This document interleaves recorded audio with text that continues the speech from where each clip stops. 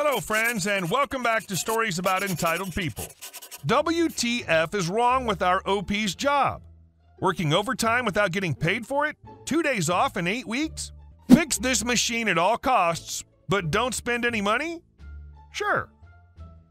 About 5 years ago, I found myself as a second shift supervisor at a small manufacturing plant. We had a line of 8 machines with 4 others that could be added to the end of the line with a series of pipes and blowers. It all started when my boss, plant manager, said, "I don't really read the report that you send me at the end of the day." He was trying to get a second, much larger plant running to make our small plant redundant and increase our capacity by around 8-fold, so he decided not to even be involved in the small plant. Okay, cool. Well, the company wasn't doing too hot. We had a ton of demand, but the orders were so large that we didn't have the capacity to fill them. I, along with about 5 others, worked 8 weeks straight from the beginning of July to the end of August, with only 2 days off during that 8 weeks, and as a salaried employee at $30,000 a year and not eligible for OT, I was not a happy camper. With the plant running around the clock, a lot of preventative maintenance was being neglected. I went to the plant manager and said, "Hey, if we don't shut down for a day or two and replace the bearings and the rollers in the 6th machine in the line, they're going to up and freeze, and that motor that turns those rollers is going to burn up." He just said, "Just fix it, but don't spend any money." So, at the end of the night, I put in my daily report that if the motor burned up, I would ask maintenance to pull an identical motor from one of the machines that were not connected to the current line configuration, and that we could finish the order, and to please respond if he wanted to do something different, and CC'd the head of maintenance on the email. I never heard back from him, so after about a week, the bearings froze up and the motor quit working. I put my request into maintenance and they pulled the motor off the machine not being used and replaced it to finish a major order. The day we were finishing the major order that we'd been working on for months, the plant manager walks up to me and the head of maintenance and says, "You all need to hook those 4 extra machines up and start on the next order as soon as we get this one out the door." Maintenance head and I look at each other, then back at him, and I said, "Sorry, we can't do that. We don't have a motor to run the last machine. I sent you an email about it a few weeks ago and you never replied that you wanted to do something different. It's probably around $10,000 for another motor and we can hook it up tomorrow if you overnight it." Well, plant manager blew a major gasket because we all knew the company was on its last legs. 4 days later, the CEO called a mandatory meeting at 4 o'clock on the last day of the pay period and let the entire staff go. I got unemployment and took it easy for a few months before starting my MBA and getting into data analytics. And our second story. Just got promoted, and thanks to one massive B of a customer, I'll be lucky if I only get demoted tomorrow. I work at a fast food place that's known for its freshly sliced meats. I recently got promoted and have only been out of management for a little over a week. Today was supposed to be my day off, but I was called and asked to come in and decided, why not? We closed early yesterday because of the weather, so I only worked for like 2 hours, so today was a way to make up for that.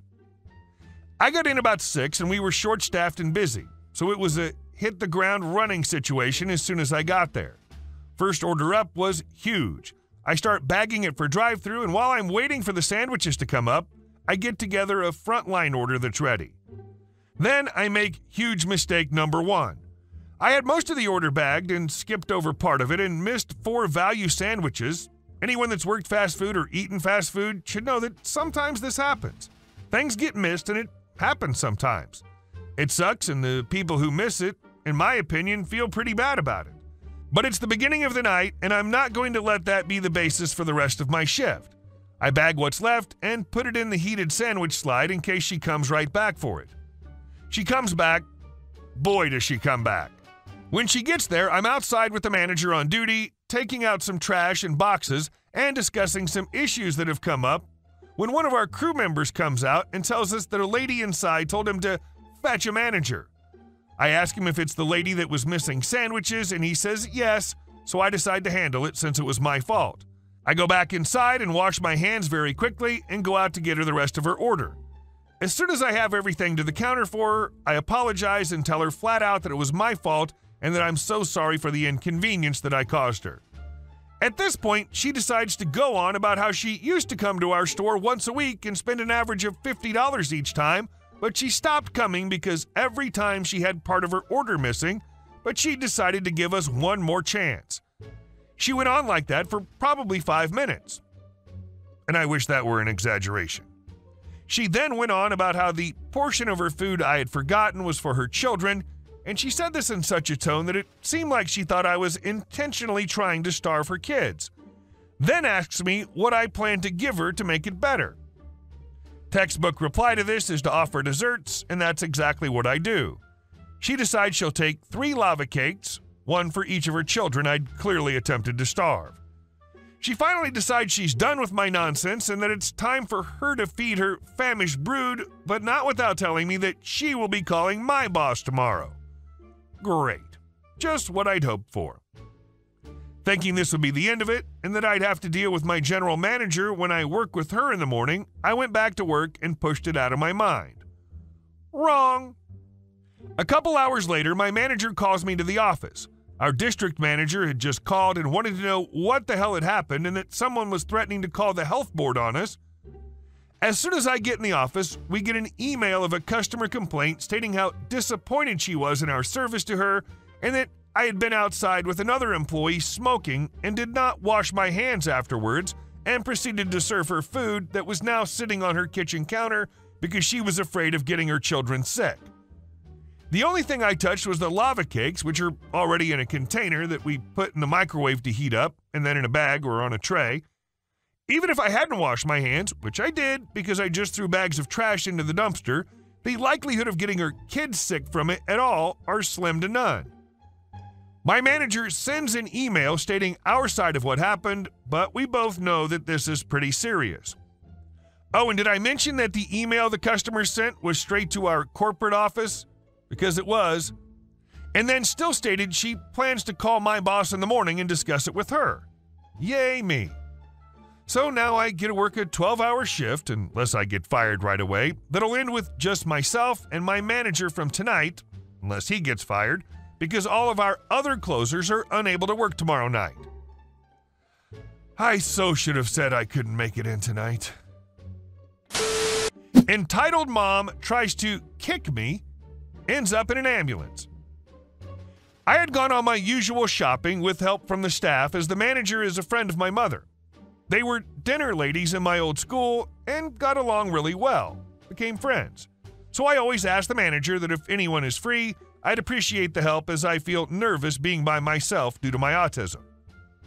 Well, while I was shopping, an EM kept trying to steal stuff from my trolley while I was comparing prices on products so I can last longer with my budget. I managed to catch the EM a few times and asked why she was taking stuff I was buying.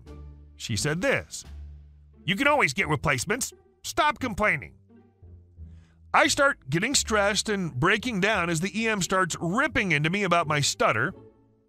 Here are a few of the things she said. "Stop talking. You're like a broken record. Are you R-word? You need help to talk? You're pathetic." I start sobbing and the manager is calling over the radio. The Karen's told to leave me alone and that if she kept bothering me, she'd be banned for harassing a disabled girl. Karen calls Teresa the N-word and a snitch and leaves. I managed to get myself together after Teresa and the manager helped me calm down. Teresa gets approval from the manager to run my trolley through to get the stuff on my shopping list. I always make a list before I get on the bus to the shop, while the manager kept me company at the customer service tills. Teresa came back after about 5 minutes and helped me run the items through the checkout, with the manager taking 10% off my total as a discount for not losing my temper at the EM we encountered earlier. A taxi was called for me, and I waited outside in the parking area next to where the old Blockbuster used to be. I still miss that place. Teresa comes out to make sure I'm doing okay. My eyes were a bit puffy and my face a bit red.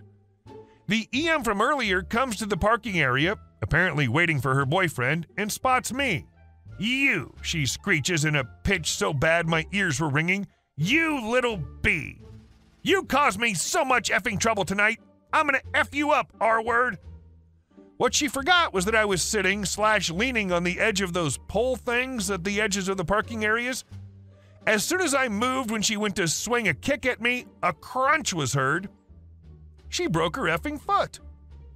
I started laughing at how stupid she was for doing that, and Teresa scolded me, telling me that while it was a little bit funny, it wasn't the right time to laugh. The EM is screaming for help and crying, "Assault!" An ambulance was called for her, and she screamed that she would see me in court. I start losing it a bit due to the stress making my emotions go haywire, and I'm pulled away further down the parking area while she's treated to first aid while waiting for the ambulance. The ambulance takes her away with police being called as well. The manager has shown police the CCTV footage of the parking area showing all I did was dodge her. The EM tried kicking me. The police chuckled a bit and asked to talk to me. I got help to call my aunt, who we'll call Mandy, and she got the report from the manager. Mandy became my appropriate adult, I think it's called. She helped me answer questions when I struggled to get my words out. Police were done in about 10 minutes. Mandy offered to take me home instead of paying for a taxi. I felt guilty about the taxi, but said yes. I hugged the manager and climbed in the back of Mandy's car after loading my bags into the boot/trunk. And our last story. Karen wants to kick my girlfriend and me out of the hotel my dad owns. This happened a few days ago. I'm a 16-year-old boy from Stuttgart, Germany. That day, I was with my girlfriend in a nearby city. Because my dad got a famous hotel there, he asked us if we'd like to stay a few more days in the city. We had holidays, so we agreed. We spent the whole day and the night in the city and had a lot of fun. Later, we wanted to check into our room. My dad reserved the President's Suite. In Germany, it's like a penthouse. Because it was late, there was only one person at reception, and we tried to check in. But that crazy lady just ignored us for like 5 minutes. Then Karen said, with that "you're not worth it" tone, "What are you little C's doing here? You surely can't pay for a night. I mean, look at you with your long t-shirt and your broken jeans." It was an oversized t-shirt and jeans with holes at the knees, but then Karen went too far and said, "Also, we don't want hoes in our hotel." My girlfriend had a hard and long time with bullies and is really sensitive. So I said, "Ma'am, my dad reserved the President's Suite for us. Could you please lower your tone? We're still human and earn some respect." Now she just laughs at us and says, "Haha, for sure you got the President's Suite. If you don't leave right now, I'm going to call security." I agreed because I knew that a family friend works here as a security guard and said, "Go ahead and call security." She then called security and they arrived a few minutes later and recognized me and asked, "What's going on here?" I said, "This crazy lady refuses to let us into our rooms." Security asked if there was a problem letting us in, and she just said, "This C and this whore could never pay for the presidential suite." Now security laughs and asked if she knows who I am. She answered with a, "Yeah, dumb C." The security said, "Excuse me, you know he's the son of the owner?" So Karen got kicked out, but she had to do that dramatic Karen thing, scratching a security guard and spitting in my girlfriend's face, so she got fired and is now charged with assault. We got our keys. The night was bad AF because my girlfriend cried and reproached herself the whole night, and our day was ruined. Thanks for that, Karen. Hey guys, thank you all for watching the video to the end, and I'll see you in the next one.